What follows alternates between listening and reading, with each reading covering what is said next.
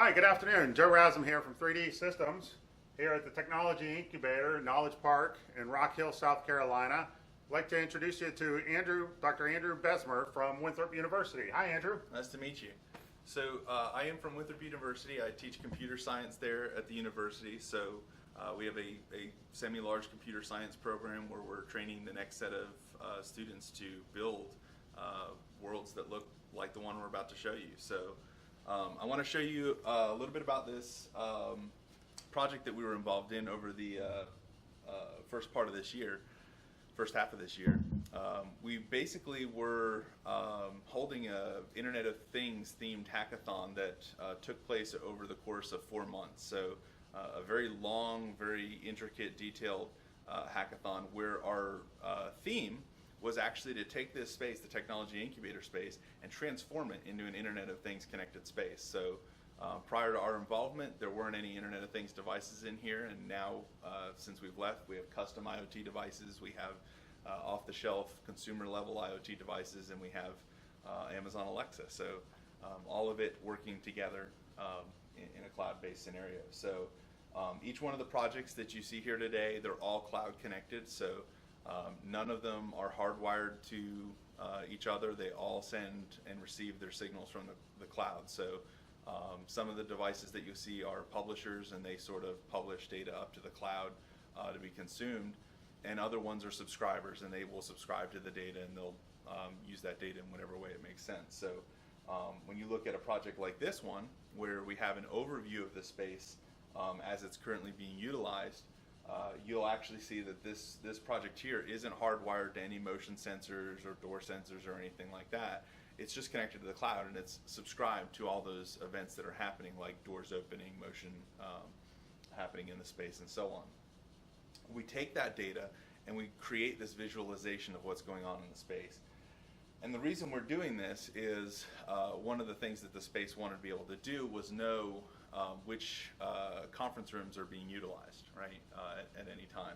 So one of the problems they have is being able to know, is that conference room free, or is somebody actually, using it, because people can come and go through the technology incubator at any time, any of the clients. So what you see here is that the conference room that we have right here, this one's in use, and the reason it's marked in use is because we just walked out of there. So we had a presence in the room, and so therefore it assumes that we're currently utilizing it. And you can see that the conference room at the back of the building actually is not in use. So we haven't been back there in a little while, so it's actually reclaimed that as being a free space for us to use.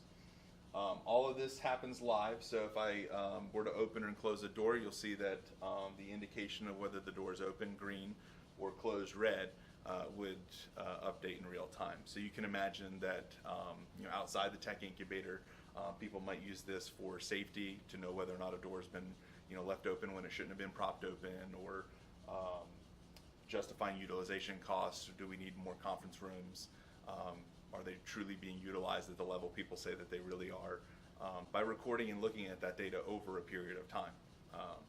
Each one of these sensors, in contrast to the way things were in the past, is broadcasting data 24/7, 365. So you can get very rich, very detailed data about the utilization of your spaces. This is another project that we've got here. So this is a good example of what you would consider maybe an edge device. This device here is a Internet of Things connected recycle bin. And we talked about this, although we didn't build it. You could even build sensors into this to indicate when the recycle bin was full, so that could trigger somebody to actually come out and service the space and replace the recycle bin. So they don't need to come out if not a whole lot of recycling's happened, and they will come out when it's ready.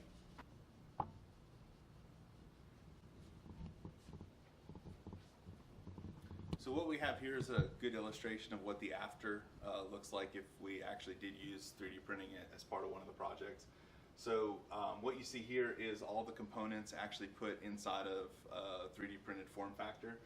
So we have a perma-proto board that's actually been measured and then designed so that there are mounting holes inside the box that we have here that fit perfectly for that perma-proto board. One of the reasons we chose to actually do the 3D printing instead of actually using, for example, off-the-shelf boxes is when we were looking at off-the-shelf boxes, they actually would have worked for a project like this, but they wouldn't have really fit into the space. So it would just be a sort of a box that was just mounted to a wall. It didn't really bring in the concept or the feel that we had about making this a technology space, making it very modern, very high tech. And so we worked on illustrating what this file would be using a CAD program. And then we had to iterate on it because what we found is as we started to do our designs, if you put 6 legs on here, it looks like a spider and it doesn't look like any kind of technology. So we iterated, we added some additional shapes instead of just one type of leg. We have multiple types of legs on here, varying amounts on different sides, and eventually we got at something that we thought looked pretty decent for being able to put up into the space. And so over the 24-hour period that we were spending here during our wrap-up event, students were printing out cases and designing their own cases and making modifications to cases so that we could hold other components and things like that that we hadn't originally anticipated. We were able to do that in 24 hours. So pretty incredible feat. Thank you for